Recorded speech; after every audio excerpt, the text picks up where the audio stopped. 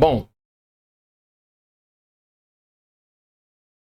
quero falar um pouquinho sobre... Apresentar um pouquinho desse slide aí. Opa, pera aí.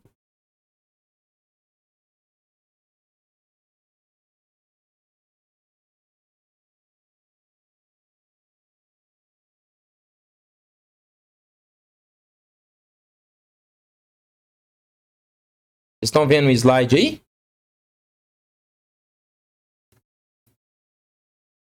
Tô sim, professor. Então vamos lá, olha só. A pergunta que baseia, né, um modelo de precificação de ativos de capital, né, baseado na última aula que a gente viu um pouquinho sobre retorno esperado e risco. Bom, como é que a gente seleciona um ativo numa carteira de investimento, né? Eu dei um exemplo aí, né? Esse exemplo aí é hipotético. Eu tenho uma ação da Ambev, tenho uma ação da CSN. Peguei alguns dados aí de 3 meses da Ambev, 3 meses da CSN. E, bom, como é que a gente faria ali para calcular mais ou menos, né, o retorno médio dessas duas empresas? A gente viu na aula passada que o retorno esperado de um ativo, né, é a ponderação do retorno do período vezes a probabilidade do cenário desse período ocorrer.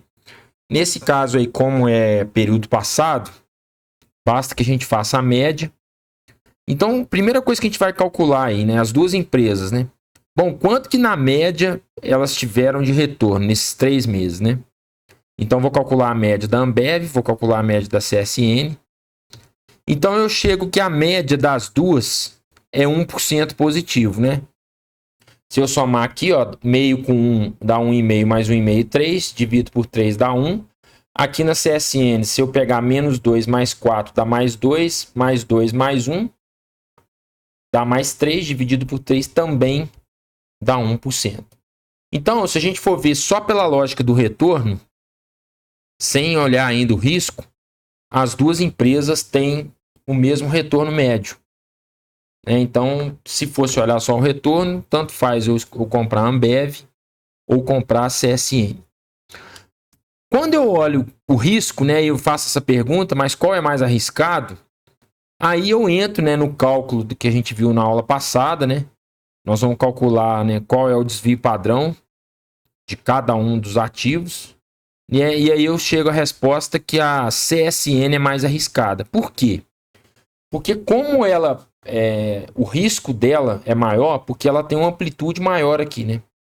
Ou seja, em um determinado período você pode até perder 2%, mas também ganhar 4%, né? Então, dentro daquela lógica da curva normal que a gente aprendeu na última aula, a curva normal da CSN, né, aquela curva, ela está mais ela tá mais espaçada, né? Ou seja, o desvio padrão, né, cada desvio padrão da curva vai ser maior do que o da Ambev, que parece que é mais concentrada, né, em torno de 1% aí. Então é como se a Ambev você tivesse menos chance de perder, mas também você tem menos chance de ganhar muito. Da CSN você tem mais chance de perder, mas também você tem mais chance de ganhar mais do que a Ambev, né? Então a nossa resposta, né, a gente deveria ponderar, né, o retorno de cada ativo pelo seu risco, né? E quem né, foi o precursor, vamos botar assim, o primeiro, né, o precursor da teoria de carteiras, né? Quem foi o cara que inventou essa conta de risco, né? Como é que a gente faz para colocar, por exemplo, ativos numa carteira de investimentos? Como é que a gente deveria colocar isso, né, em termos de risco? Então, só fechando aqui, calculando desvio padrão, a gente vê que o desvio padrão da CSN é 3, da Ambev é meio. Então, como a variância é maior, né? No caso da CSN.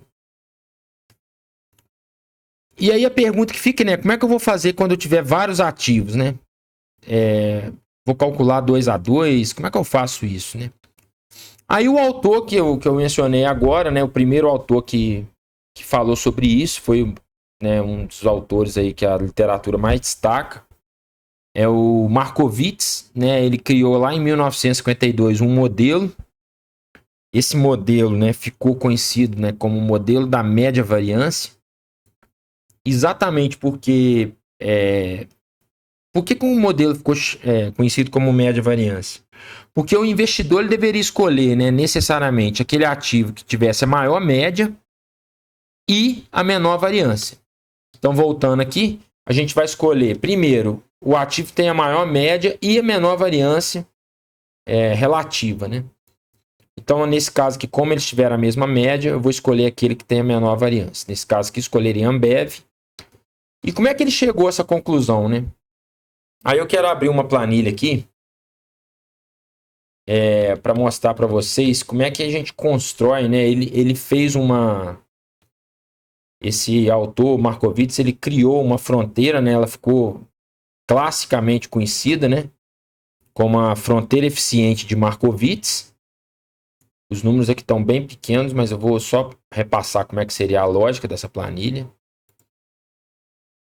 Eu peguei aqui, ó, duas empresas. Peguei a BMF, né, que hoje é a B3, né, é a bolsa de São Paulo, a empresa, né? E peguei a Ambev, que o código dela é Ambev 3. E peguei os preços, né, os retornos que elas tiveram diariamente, né? Esses dados aqui são reais. Eu peguei desde janeiro de 2017 até dezembro de 2017. Peguei um ano completo de quanto que a ação da BMF oscilou por dia e quanto que a ação da Ambev oscilou diariamente. Então, antes de eu simular qualquer carteira, eu vou pegar só dos ativos separados e vou calcular aqui qual é o retorno esperado, né? Esse RE aqui é de retorno esperado. Então, qual que é a média de 2017 da Ambev, né? A média por dia. Na hora que eu calculo a média aqui da Ambev nesse dia, nesse ano de 2017, ela vai me dar aqui a média diária de 0,13%. Então, na média, a BMF ganhou 0,13% ao dia. E a Ambev, durante o mesmo ano, né, em 2017, ela ganhou de média 0,11. Bom, se eu fosse olhar só o retorno, escolheria investir na BMF, né? Tem um pouquinho mais de retorno diário em relação à Ambev. Mas vamos calcular o desvio padrão. Então, eu fiz uma fórmula de desvio padrão aqui normal, né? Aquela DESVPAD mesmo do Excel. Calculei desvio padrão da mesma forma para a BMF e para a Ambev. A gente vê que a BMF teve um desvio padrão um pouco maior, né, de 0,02, e a Ambev teve um desvio de 0,01. Então, se eu pegar isso aqui e colocar num gráfico, vou pegar esse gráfico aqui, ó, já está pronto aqui. Então, eu tracei fiz um gráfico aqui que esse eixo aqui é o desvio padrão e esse eixo aqui é o retorno médio diário, né? Pode ver aqui, ó, 0,13 mais ou menos. Espera aí, deixa eu aumentar aqui.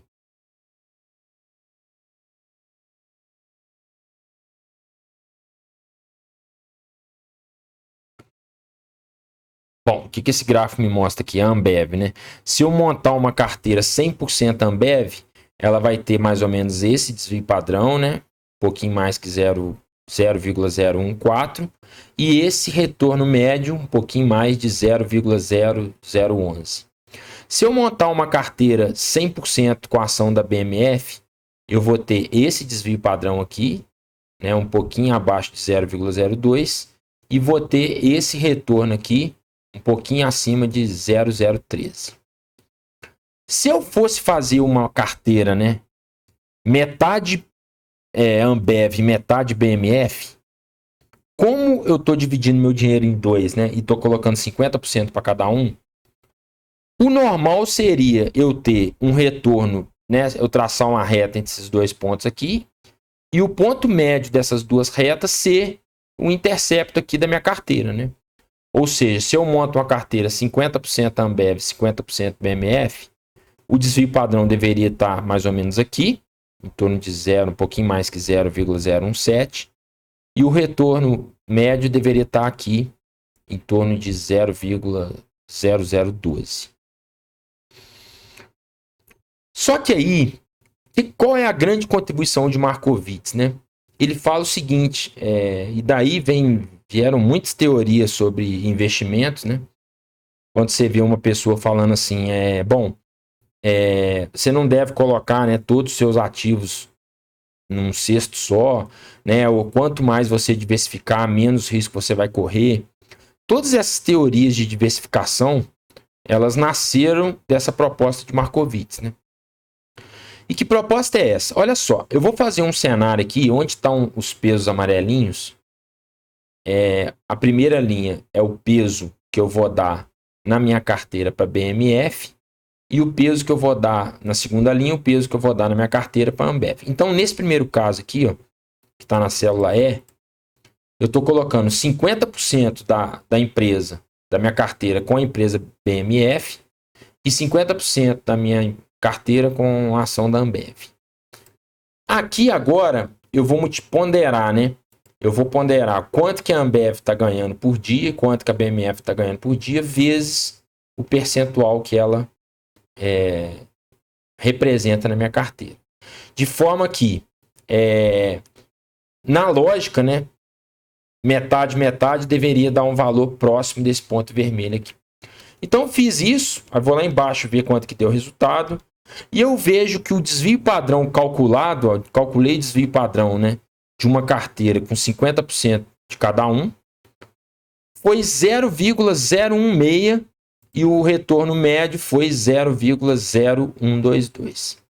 Vou pegar esses dois pontos aqui e vou plotar no meu gráfico.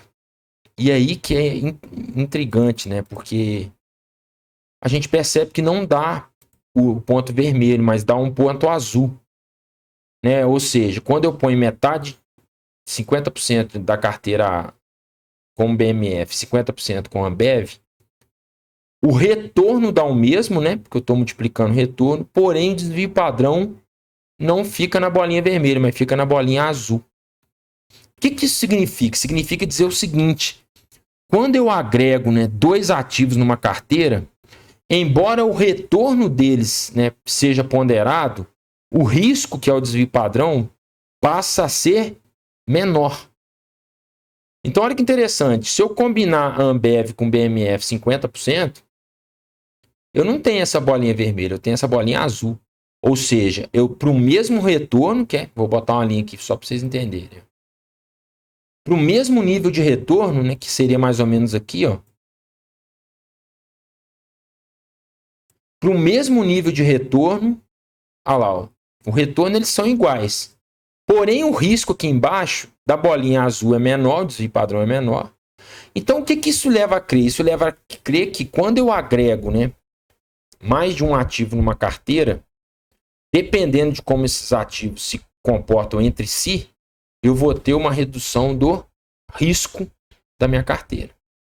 E aí Markowitz entrou com um conceito muito importante, né?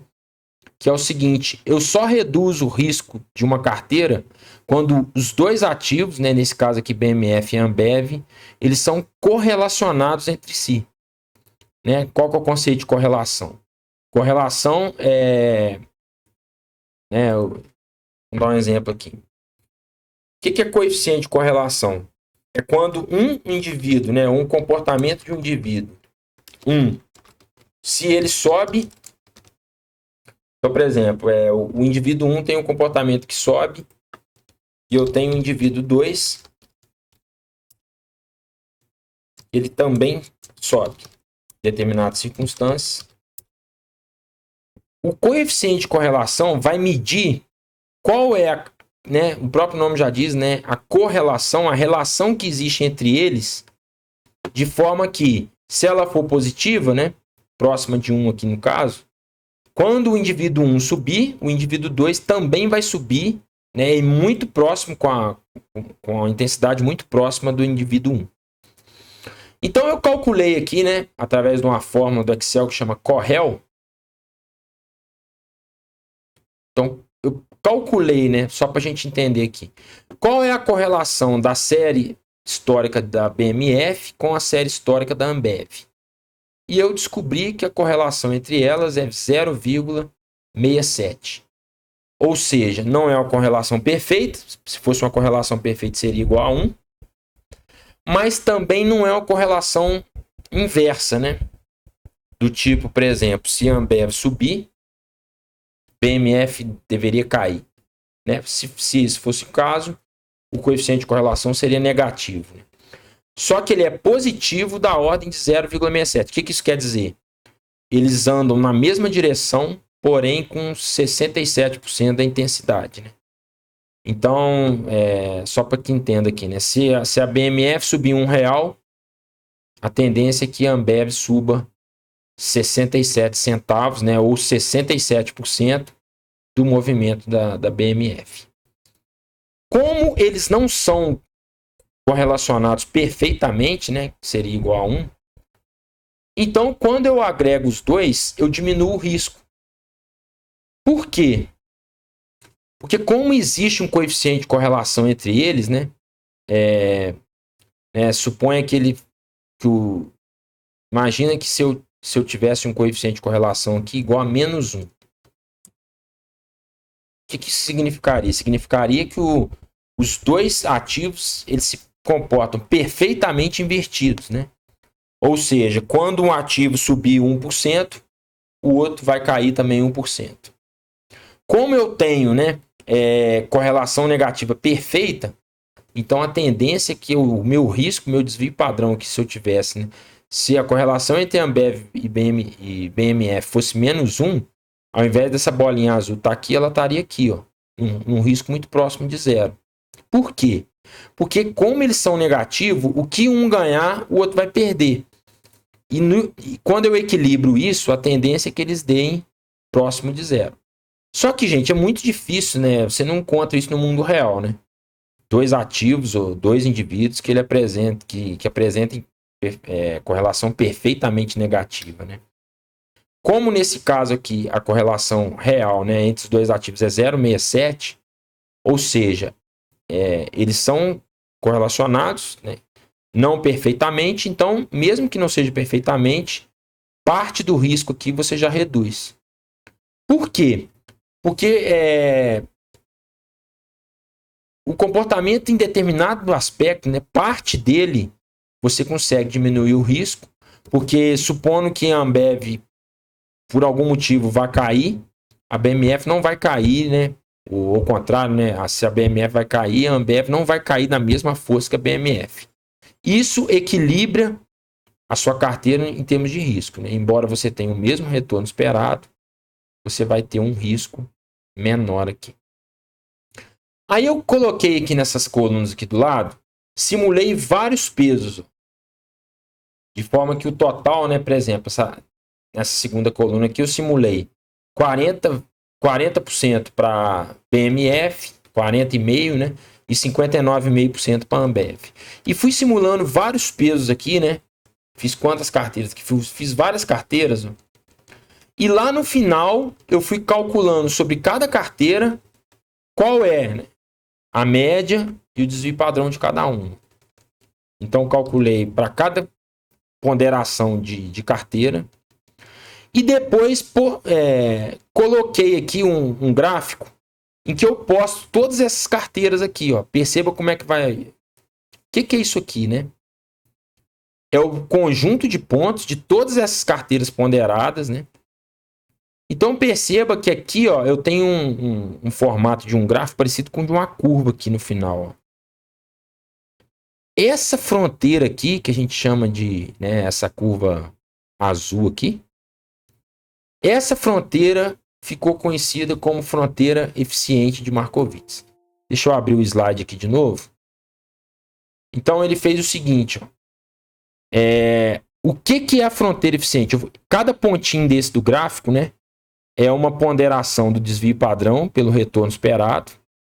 Ou seja, né, eu simulo centenas de composição de peso dos ativos né? Então, por exemplo, simulo 50-50, 60-40, 70-30.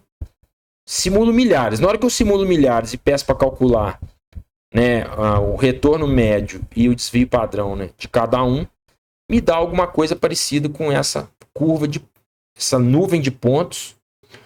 E aí Markowitz falou o seguinte: bom, dada essa nuvem de pontos, né, é melhor que eu pegue um ativo que está à direita ou um ativo que está à esquerda? É melhor que eu pegue um ativo que está à esquerda, por quê? Porque embora ele tenha, vamos pegar, por exemplo, essa bolinha aqui e essa aqui. Qual que é melhor eu pegar como carteira, né? É melhor pegar essa aqui. Por quê? Porque, embora eu ganhe o mesmo retorno, né? O eixo do retorno aqui, eu estou incorrendo no mesmo retorno, o desvio padrão é bem menor se eu pegar pontos à esquerda. Então ele começou a pegar pontos, né, que margeiam aqui essa nuvem de pontos e começou a criar uma fronteira, né? Ou seja, por que a fronteira chama fronteira eficiente, né? Porque quaisquer pontos que eu pegar aqui na fronteira vão ser pontos ótimos em relação aos pontos que estão dentro da curva. Então, por exemplo, posso escolher esse ponto aqui, posso escolher esse ponto aqui. Bom, Davi, e o que vai me dizer qual ponto eu vou escolher? O que vai dizer qual ponto você vai escolher é qual que é a sua propensão de correr risco, né? Por exemplo, vamos supor que eu sou um cara totalmente avesso a risco, né? Para mim, quanto menor o risco, melhor. Ainda que eu ganhe menos, né? Eu abro mão de retorno para correr um risco baixo. Bom, no seu caso, você vai escolher um ponto mais próximo, né? Ponto de inflexão dessa fronteira aqui, ou seja, vai ser uma carteira aqui, ó. Nesse ponto eu tenho a carteira com a menor variância possível, né? Com a mínima variância que a gente chama. Agora, se você é um cara que, não, Davi, eu estou disposto a correr mais risco para ganhar mais. Então você vai escolher a parte mais alta aqui, ó. Por exemplo, esse ponto aqui, você vai correr um risco maior, mas também a chance de você ganhar, né, o retorno médio esperado é bem maior, né?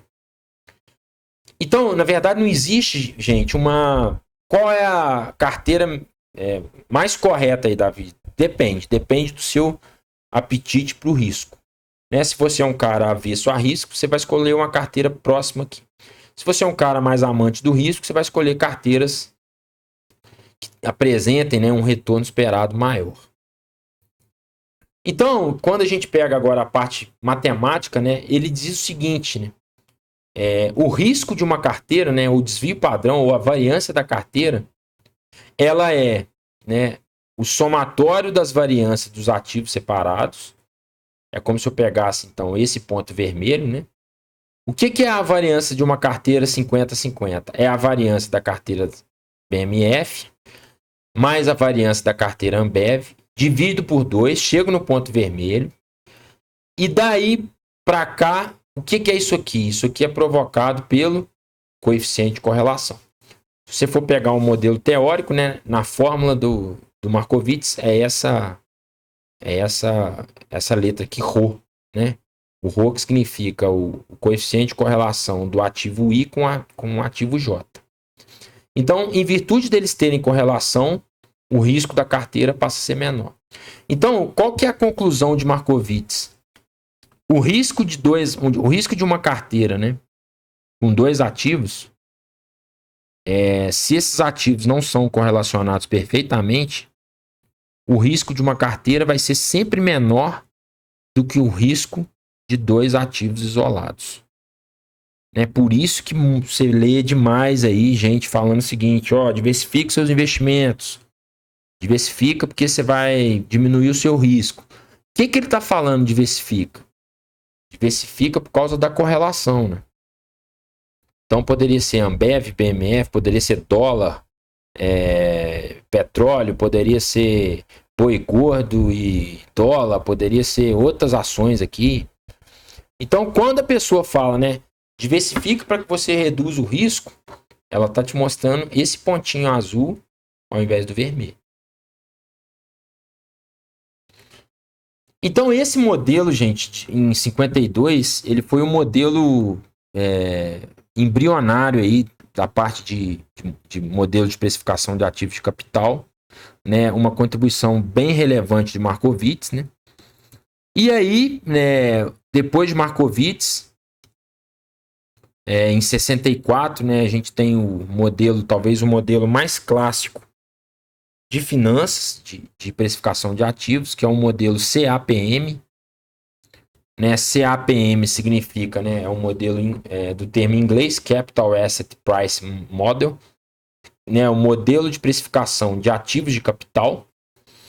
Ele foi, né, um dos autores, né, ele tem vários autores, o modelo, né, basicamente 3, mas o cara que capitaneou mesmo, foi o que escreveu mais sobre isso, foi o Sharpe, né, o William Sharpe, foi em 1964. E o que ele melhora, né, em relação ao modelo do Markowitz? Ele inclui um item, né, que a gente chama de taxa livre de risco. E é importante mencioná-la aqui o seguinte, ó. Suponha que aqui seja fronteira, né? Semelhante a essa nuvem aqui, ó. Então aqui eu tenho a fronteira eficiente de Markowitz. Só que Sharpe falou o seguinte, bom, ótimo, o modelo de Markowitz em termos de risco e retorno ele é perfeito. Só que tem um problema, eu já consigo ganhar alguma coisa hoje sem correr risco nenhum. Então, Sharpe incrementa o modelo de Markowitz colocando um item, né, que a gente chama de taxa livre de risco. No gráfico aqui está sendo representado por RF. O que é RF? Né? É um termo em inglês chamado risk free, que é livre de risco. Né? Então, o que significa esse ponto aqui nesse eixo? Significa que eu consigo um retorno, né? Esse eixo aqui é retorno. Eu consigo um retorno sem risco nenhum. Né? É o que a gente poderia dizer hoje no nosso mercado, talvez do CDI, né? Ou da poupança. É um dinheiro que você ganha incorrendo num risco muito pequeno, né? Um risco que você tem, por exemplo, de, sei lá, de confiscar a poupança ou do governo não pagar, por exemplo, o rendimento de um título de dívida. Né? E se a gente for extravasar o mercado brasileiro para o mercado mundial, por exemplo, a chance que o governo americano tem de não pagar, por exemplo, um juro sobre um título de dívida do governo. Então, assim, o conceito né? Você ganha alguma coisa sem correr risco nenhum. Ou correndo um risco muito pequeno. Então, o que Sharpe fala? Beleza, então aqui está a fronteira de Markowitz, né? Aqui, ó. Mas eu tenho um retorno esperado que eu não corro risco nenhum. Então, ao invés de ser uma fronteira, uma curva assim, com várias combinações de ponto, eu vou ter aqui uma reta. Por quê? Porque pensa comigo, eu já ganho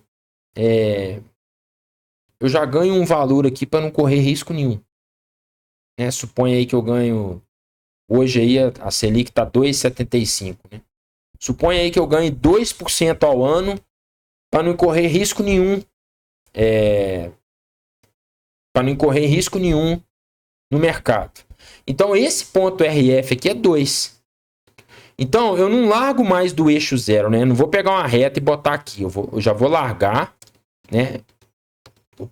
Eu já vou largar daqui até o ponto T. O que é o ponto T? O ponto T é essa carteira aqui, ó, de Markowitz, né? Porque se for um cara amante ao risco, ele vai pegar uma carteira mais ou menos aqui. Se for um cara avesso ao risco, vai pegar uma carteira aqui. Então, ao invés de ficar uma curva, né, uma fronteira dessa forma aqui, ele defende que o modelo é uma reta. Né? E tem muita gente que chama o modelo CAPM modelo de equação da reta de títulos. Né? Então, aqui eu tenho essa carteira B, que continua sendo daquele cara que quer ter o menor risco possível. E eu tenho essa carteira. Então, ao invés de eu ter essa nuvem de pontos, agora eu vou ter só o ponto T e vou ter o ponto RF. Bom, aí eu vou... Deixa eu abrir um Excel aqui. Vamos supor que, então, vou fazer um exemplo numérico para a gente entender. Vamos supor hoje, então, que a poupança está dando aí 2% ao ano.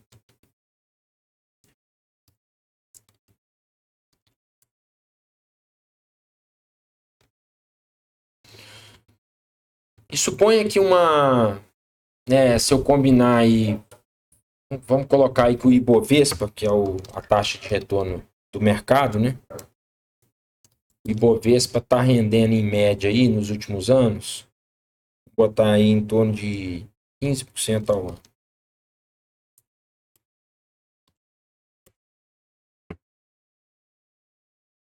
Então, como é que eu desenharia, né?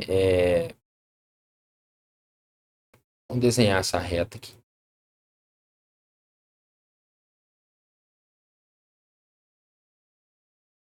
Então, desenharia um eixo aqui.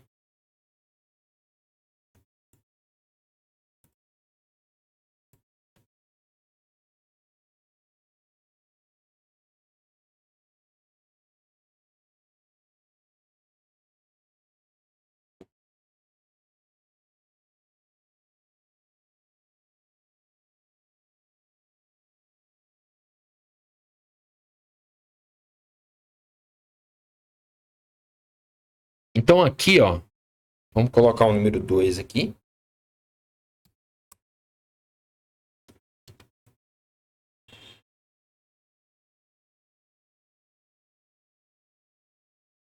Então, a minha reta vai partir do ponto em que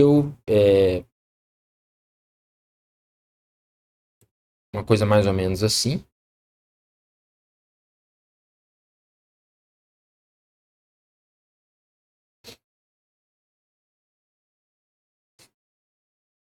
Então, aqui, né, só para a gente colocar aqui é o risco, medido pelo desvio padrão. Aqui é o retorno esperado, né, que é o retorno médio.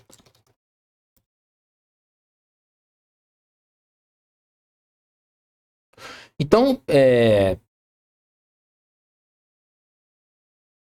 eu tenho aqui 2 para não correr risco nenhum. Então, quando o risco é 0, o retorno esperado é 2. E agora eu vou colocar aqui os 15% da bolsa, por exemplo. Então, quando eu quero ganhar 15, pelo modelo, né, de Markowitz lá do Sharpe. Então, aqui, deixa eu só colocar um pontinho aqui.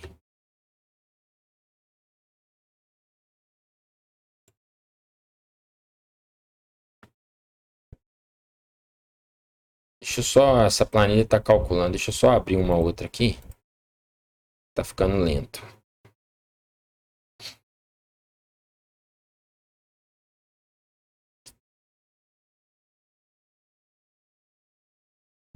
Vou fechar essa aqui agora.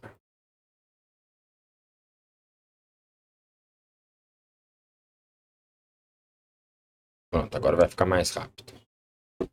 Então aqui eu tenho, né, 2 para incorrer em risco 0 e 15 para correr o risco do Ibovespa. Então vamos colocar aqui, vamos chamar os nomes aqui, né? Então esse aqui vai ser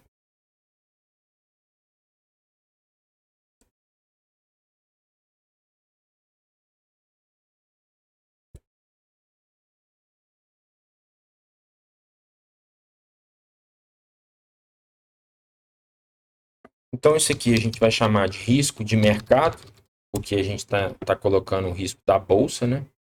Isso aqui nós vamos chamar de retorno de mercado.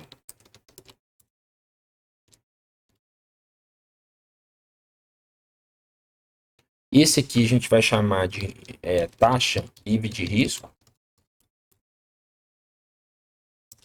Então a taxa de IB de risco é 2, que é a poupança. Eu já começo ganhando 2 aqui. E esse risco que eu corro aqui, a gente vai chamar de risco de mercado. E esse retorno aqui, o retorno médio do mercado. Bom, aí o que o Sharpe fez? Ele queria desenvolver um modelo que, dado os valores históricos desse ativo, você pudesse calcular qual é o retorno esperado de um ativo qualquer, né? O modelo, né, em finanças chama modelo de precificação de ativos de capital. O que significa isso, modelo de precificação? Precificação é quanto vale, né? Então, a pergunta que o modelo quer responder é o seguinte: qual o retorno esperar de um ativo qualquer? Né? Então, por exemplo, vou falar com vocês assim, gente, o que vocês acham da empresa, sei lá, da ação da CEMIG? Qual o retorno a gente pode esperar de uma ação tipo a CEMIG? Então, vocês vão falar assim, não, Davi, como é que eu vou saber qual o retorno que eu devo esperar de uma ação igual a CEMIG? Bom, então nós vamos usar esse modelo, né, se a gente for fazer pelo modelo CAPM, em que eu tenho, né, quanto que você ganha já hoje para não correr risco nenhum. Eu tenho quanto que você ganha hoje para correr o risco do mercado. E agora eu tenho uma terceira pergunta. Quanto que eu vou ganhar? Eu não sei, então vou colocar de vermelho aqui. Ó. Eu não sei quanto eu vou ganhar. Deixar de laranja. Quanto que eu vou ganhar para correr o risco da CEMIG? Bom, eu não sei. Eu vou colocar baseado no modelo que já existe hoje, para eu tentar calcular quanto que eu deveria ganhar com a CEMIG. E aí, o que Sharpe fez? Sharpe fez uma equação, né, que ficou conhecido como equação, a equação da reta aí no modelo de mercado de precificação, que é basicamente o seguinte. Bom, então aqui, ó, eu quero saber o seguinte: quanto que eu vou correr esperar de retorno, por exemplo, da CEMIG 4? Quanto que vai ser? Vai ser menos que 15, mais que 15? Né? Quanto que eu vou ter aqui nesse eixo de risco de CEMIG 4? Eu sei que o risco de mercado está ali, mas quanto que eu vou ter de risco de CEMIG 4? Como é que eu faço para chegar em que parte da reta a CEMIG está? Aí, Sharpe criou no modelo CAPM, né, o conceito de uma, não sei se já ouviram falar, um coeficiente chamado coeficiente beta. O que é o coeficiente beta? Eu vou comparar aqui relativamente, né, a CEMIG em relação ao mercado. Né? Então, como a construção teórica lá de Markowitz é baseada em correlação, o que vai ser o beta? O beta vai ser qual a pergunta que ele responde, né? Qual a correlação da CEMIG com o mercado? Essa que é a pergunta. Né? Ou seja, como lá no modelo de Markowitz interessava para a gente saber, né, qual a correlação, por exemplo, de Ambev com BMF, né, e baseada nessa correlação a gente diminuiria o risco da carteira, aqui no modelo CAPM, baseado na correlação do ativo com o mercado, a gente vai posicionar em qual ponto aqui está o risco do mercado, o risco da ação. Né? Então, por exemplo, CEMIG em relação ao mercado. Então, o que é o beta? Você vai pegar uma série histórica, né? Salvo engano, o beta são os últimos 60 meses. Então, você pega 60 meses de histórico e compara, né? Calcula a correlação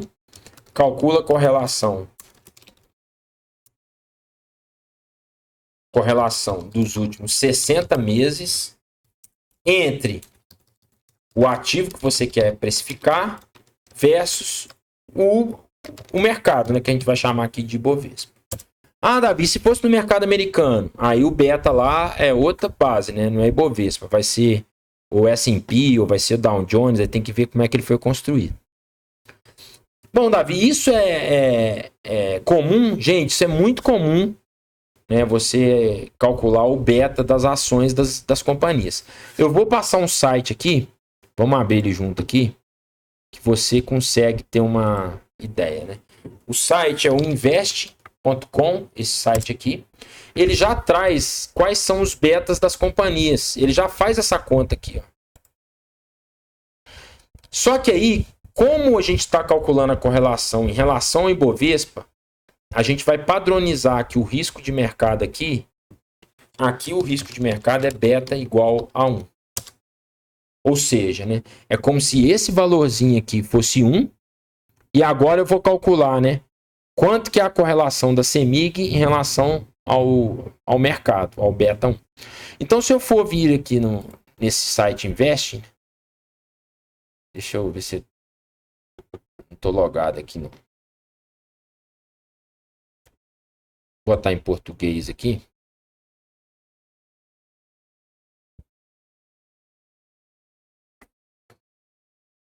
Aí aqui, onde tem aqui, ó, pesquisar no site aqui, vamos colocar aqui a ação da CEMIG. Então, vou colocar CMIG4.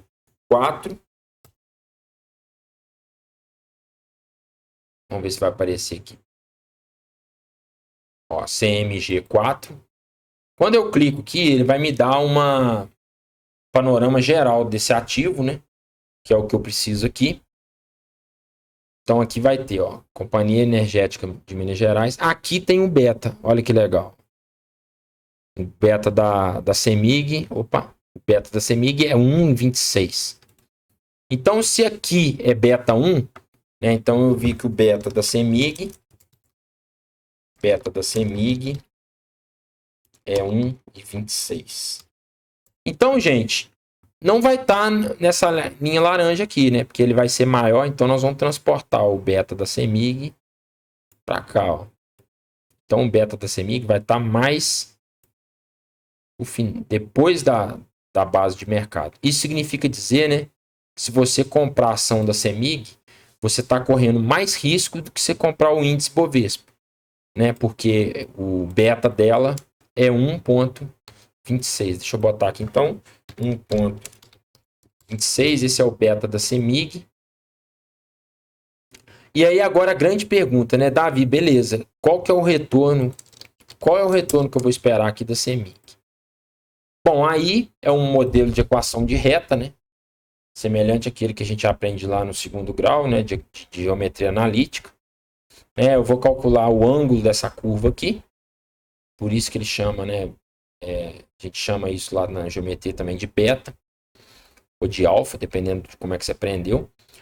Então, para um beta de 1,26, qual é o retorno que eu devo esperar? Aí ele fez uma fórmula, que é passar aqui.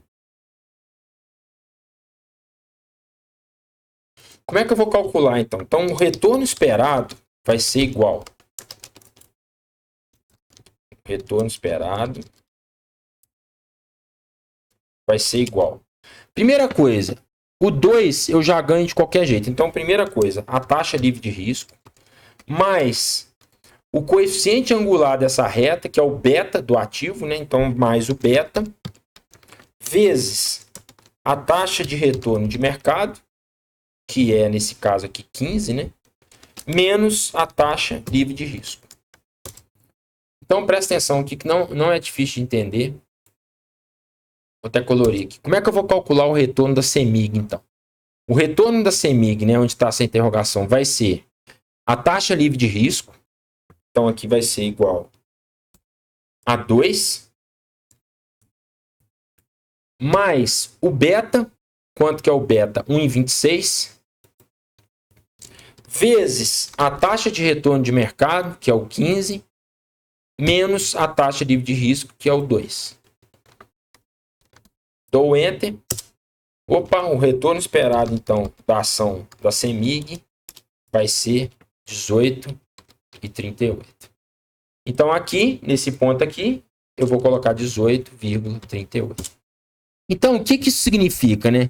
Como eu estou correndo mais risco que o próprio mercado, eu deveria, né, dadas as circunstâncias, exigir de retorno da ação da CEMIG 18,38 em relação ao mercado. Ah, Davi, por que eu não poderia exigir 12? Porque a sua relação não é ótima, né? Você está correndo mais risco, porque o mercado corre risco 1.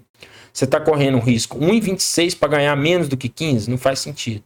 É a mesma coisa que eu falar com você. Você prefere ganhar 2% na poupança ou 0,5% na poupança? Não, prefiro ganhar 2% na poupança.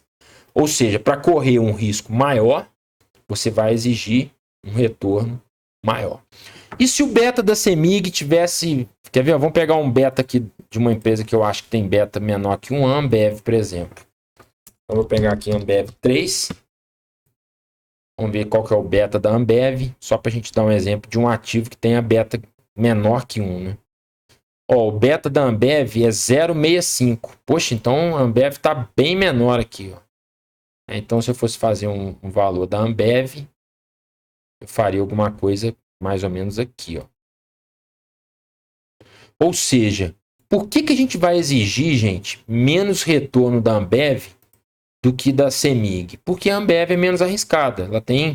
Ela tem um desvio padrão dos seus retornos menor do que da CEMIG. Então, como ela é menos arriscada, pela lógica de mercado, ela vai te pagar menos retorno. Né? Partindo sempre daquela premissa, quanto mais retorno, mais risco, né? Mais você está comprando risco. Então aqui, por exemplo, seria o valor da Ambev. Quanto que é o beta dela? 0,65. Vamos calcular aqui? Então vamos calcular aqui do lado da Ambev. Ó. Retorno esperado da Ambev vai ser igual. Taxa livre de risco 2 mais o beta, que é 0,65, vezes o retorno de mercado, que é 15, menos a taxa livre de risco, que é 2. Então, eu vou exigir da Ambev 10,45.